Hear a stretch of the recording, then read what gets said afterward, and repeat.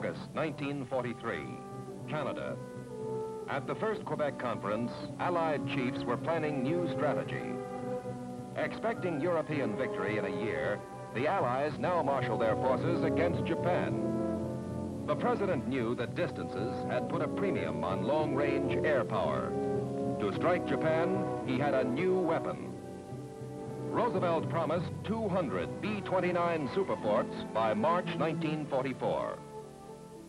Inside the Chateau Frontenac at the Joint Chiefs Conference, General Arnold proposed to pierce the inner zone of Japan's homeland with the unbuilt bombers from bases to be erected in China. It was a bold plan. At the time of the Quebec Conference, we only had 11 Superforts. Hap Arnold's motto was to become famous. He announced, "The difficult we do immediately. The impossible takes a little longer." There were only 7 months to keep the promise. It was a race with time.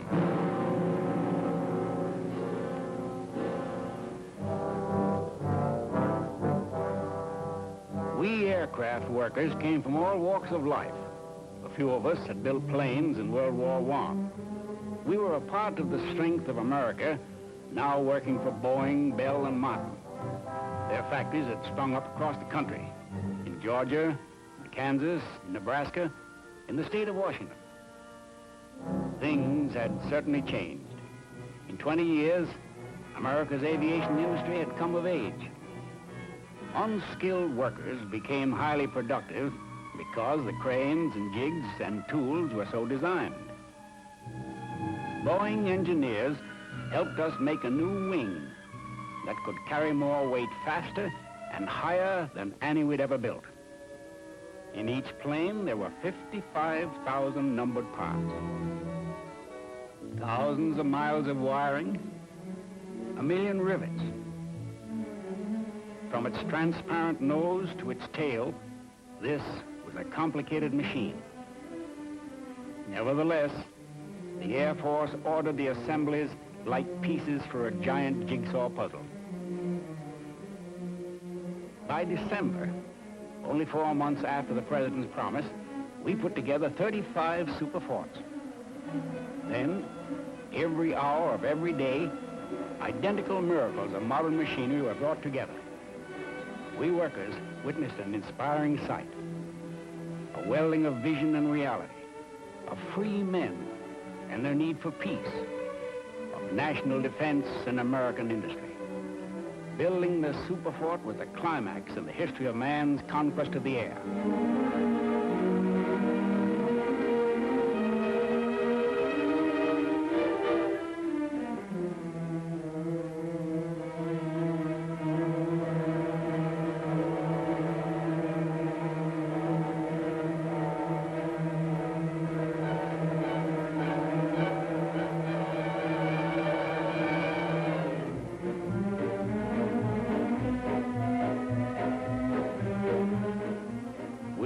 Helped bring to reality the dreams of Billy Mitchell and Frank Andrews, the plans of Hap Arnold and Tooey Spots. Thus, the 99-foot-long aerial giant, spreading 141-foot wings, was born. By the end of January, 142 Superforts were accepted. 3/4 of America's promise, and our pipelines were full. Here were 65 tons of fighting fury, the biggest, fastest, and most powerful bomber in the world. Now our sons and brothers could take the B-29 to war.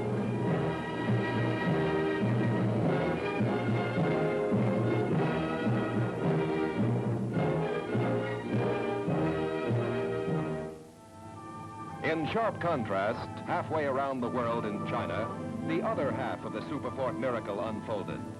Armies of laborers were building a network of air bases almost by hand.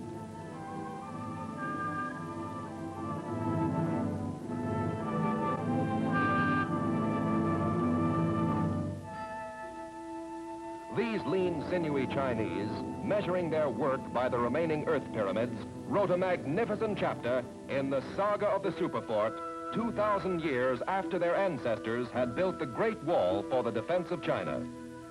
Here were the same primitive methods, baskets and hose, muscles and goodwill, and wheelbarrows which squeak to keep imaginary devils away. With the machinery of only their million hands, stone by stone was patiently set. A modern Chinese wall was taking shape.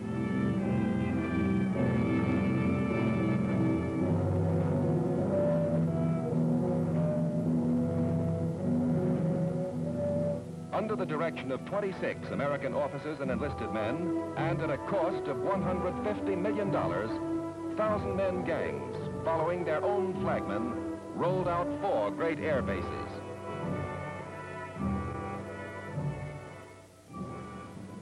April 24th became a day for us in the 20th Bomber Command to remember. General Saunders and Colonel J. Carman led the B-29 parade into Chengdu. Nearly all the immense airfields were ready for business. They had been built in only 3 months. Here was our Superfort. It had hopped the Atlantic, Africa, and India.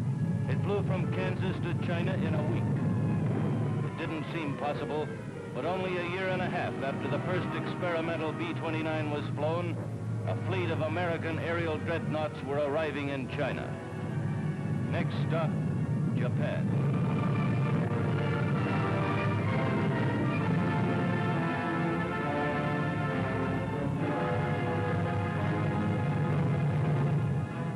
Within 10 days, our Asiatic strength was 130 Superforts. Directed by the Joint Chiefs of Staff because of our long range and power, we were the first units of the 20th Air Force. The President's promise was being kept. With more Superforts on the way, the runway builders never stopped. In China, a land of miracles, unskilled hands were pounding out a path to victory. Meanwhile, in Japan, 1,500 miles to the east, other hands had forged a modern war machine. Geared for war since 1928, their production rolled on. Like the Germans, they believed their empire invulnerable. Since Pearl Harbor, steel capacity had doubled. 1/3 was hammered into ships, ships to exploit conquered lands, ships to support far-flung military forces. Though suffering from shipping sunk by the Allies, Japan maintained the world's 3rd largest merchant fleet with continued launchings.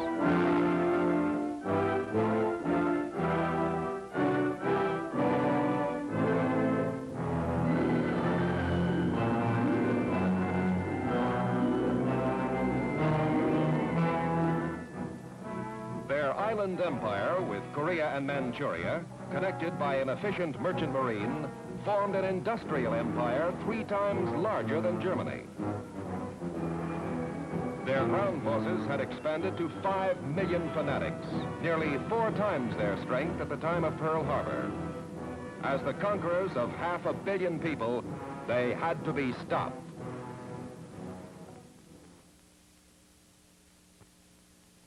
By June, our bases in China were working around the clock. The Joint Chiefs of Staff had ordered an attack on Japan. How many bombers could be sent? Our answer was 50. Not enough. Get at least 70. A maximum effort was necessary. It would relieve enemy pressure in East China, help the invasion of Saipan, our future Pacific base. Our target was Yawata, Japan's heavily guarded Pittsburgh. Yawata, which made 1/5 of all Jap steel. General Wolfe was winning the big gamble. His idea to train our crews while we tested the experimental B-29 was putting both men and planes in combat 6 months sooner. We were doing the impossible.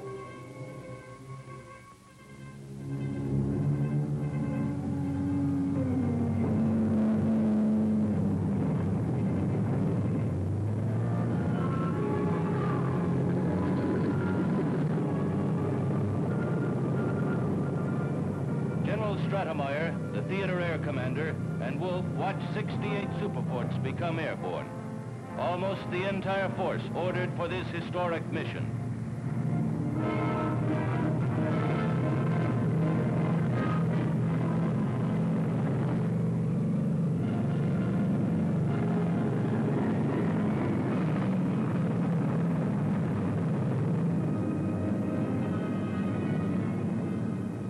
followed the lead ship named Lady Hamilton. We followed General Blondie Saunders and his pilot, Colonel Howard Engler.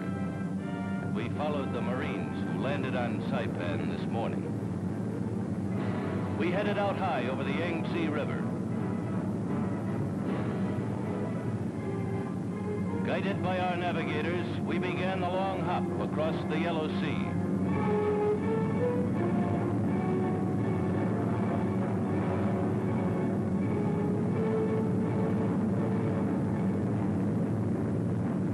Landfall, Japan.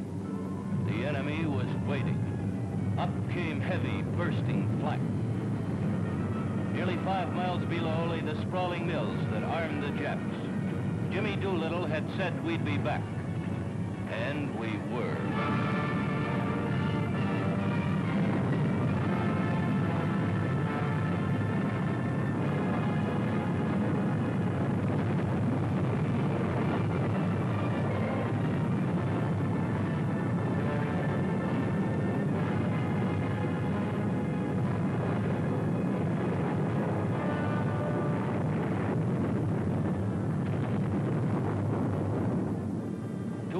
Years after Pearl Harbor, our Superforts had struck Japan. Land-based planes dropped bombs through clouds on Yawata. Damage was done to the Kokura arsenal. Punishment to the steel industry was not extensive, but the B-29 Blitz was underway. A global bomber and a global air force were in operation. The beginning of the end of the Japanese Empire was underscored in exploding bombs that reminded the Japs of Pearl Harbor. The growing systematic waves of destruction had started. From China and later from Saipan, the Allies were forging a huge nutcracker to crush the enemy. General Arnold's determined order, make 'em the biggest, gun 'em the heaviest, and fly 'em the farthest, was carried out. He warned the enemy, no part of the Japanese Empire is now out of our range. No war factory too remote to feel our bombs. The battle for Japan is now underway with full speed ahead.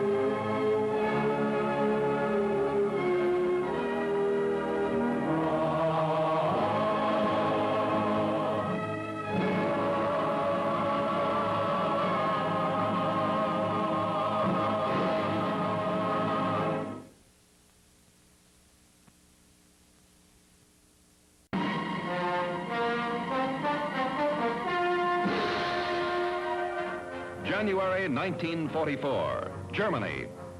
Sprawling Nazi factories, fattened by the wealth of conquest and methodically mobilized, produced weapons for Hitler's war machine. After surviving the intensive bombing of 43, their assembly lines doubled production. With painstaking German efficiency, the Luftwaffe grew alarmingly stronger. By February, destruction of the mounting Nazi manufacture became urgent because their production was rising to the goal of a plane every 15 minutes. 12 of these factories in Germany and Poland were called point-blank targets and were given top priority. Hitler had looted the manpower and machinery of nearly a dozen European countries. Hermann Goering, his time running out, spawned reinforcements and new weapons.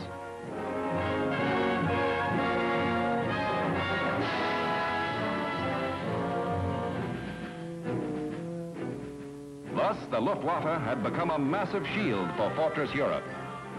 At the same time, steel centers like Dusseldorf and Essen forged mountains of bombs and shells. A key to this production was the transport system. All the supply lines, including canals, were full. The enemy war machine rolled on after a winter during which weather had prevented large-scale Allied air attacks. On 19 February, weather cleared. Now we started the long-planned attack against the Luftwaffe to win control of the skies over Europe, no matter what the cost. This was to pave the way for invasion. General Eisenhower and his air officers, General Spaatz and Kepner, watched our joint effort. Most came from Doolittle's 8th Air Force and Bill Kepner's Fighter Command. The stiffest resistance was expected. To protect 1,000 bombers, we were sending along 1,000 fighters. We were going to destroy the Luftwaffe from the bottom up. Nazi factories, Nazi airdromes, and Nazi planes in the sky. Most of General Pete Quesada's 9th Air Force fighter boys had come from units of the 8th. The battle-wise general had helped drive the Luftwaffe out of Africa. Now Quesada was getting us ready for a series of operations which free people will always remember as the Big Week. Sunday morning, 20 February. We prepared for the heaviest assault in the history of the American Strategic Air Forces up to that time. Doubtful weather and a stronger Luftwaffe made this a big gamble. Some expected possible losses up to 200 bombers and crews. This was the prelude to invasion. Generals Brereton, Spotts, and Vandenberg hurried to join the show. American heavy bombers from Britain and the Mediterranean and all the RAF could muster, the equivalent of 5 air forces, were about to hit the Nazis for 6 consecutive days and nights. In the biggest air blitz of the war, the Allies hoped to finally win air superiority over the Luftwaffe. The liberation of Europe was at stake. Now, for the first time, the AAF had the strength to mount a saturation offensive.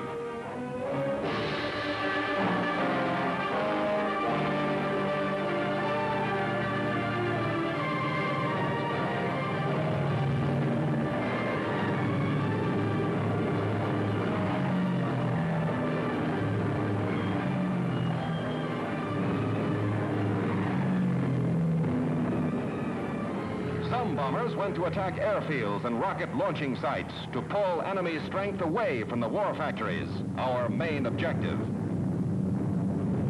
At fighter bases, all fighter command elements were raising the curtain for the prelude to invasion.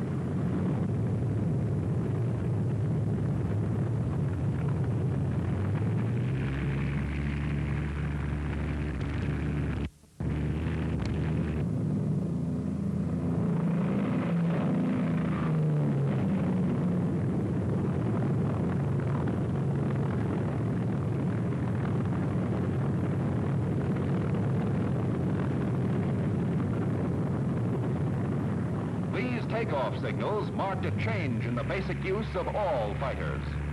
Until now, they had only escorted the bombers. This was expanded. Today's orders were, pursue and destroy the enemy.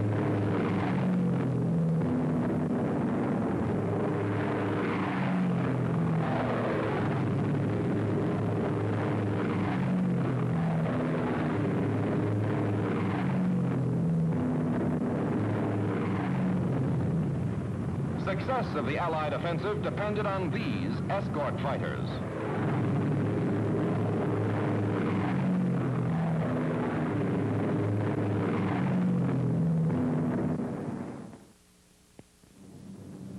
Our bombers plowed into enemy air, although we knew they had us spotted.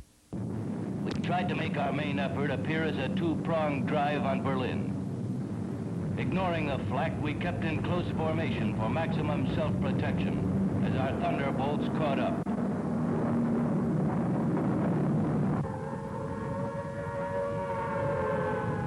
Forewarned, the enemy massed his fighters. They were as determined to stop us as we were to destroy them. Control of the sky, German sky, was the prize.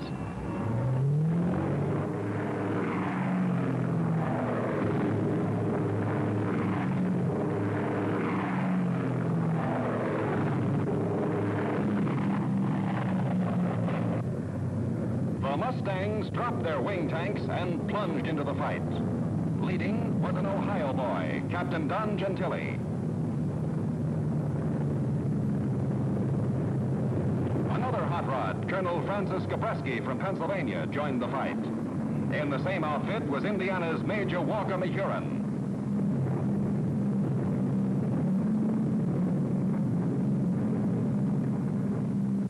we bomber boys were in good hands. But enemy flak explosions were heavy, accurate, and intense. The Germans closed in.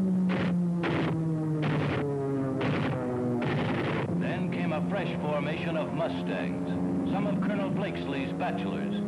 They came down from almost invisible heights to engage the enemy.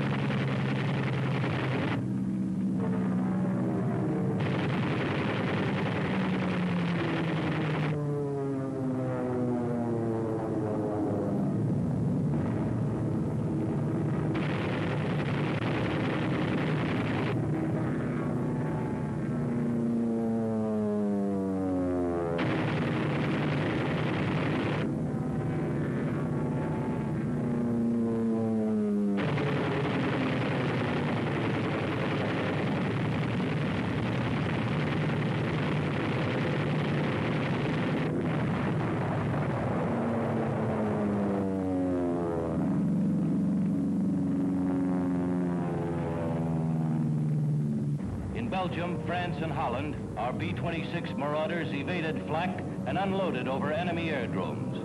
The brass hoped the weight of these bombs would force the Nazis to move their airfields inland. The plan, guided by General Sammy Anderson's boys, was succeeding. Over Germany, it was the same thing.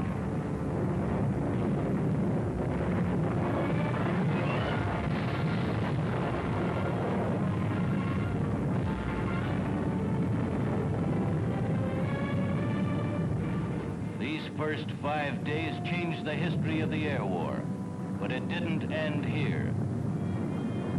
By March, we hit Berlin for the first time. The weight of our attacks increased and held down enemy plane production.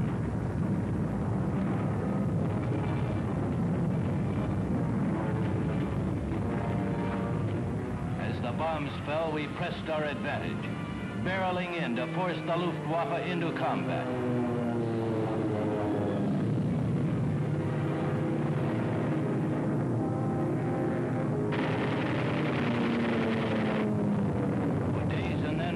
American fighters, without let-up, went after anything that could hurt us. This was no longer a prelude to invasion. This was invasion.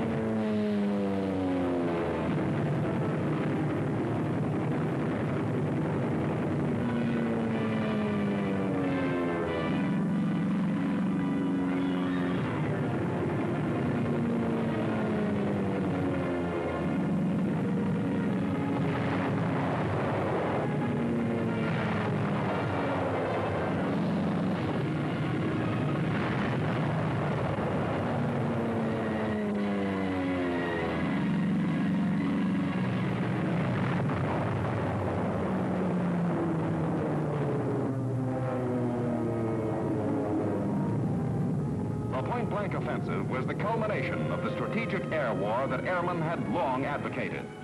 The strong shield of Hitler's fortress, the Luftwaffe, had been swept away. As General Eisenhower proudly said, "The air did everything we asked." They cleared the way for invasion. The Allies had attained freedom of the air with the combined long-range strategic bombing and tactical operations of the United States Air Force.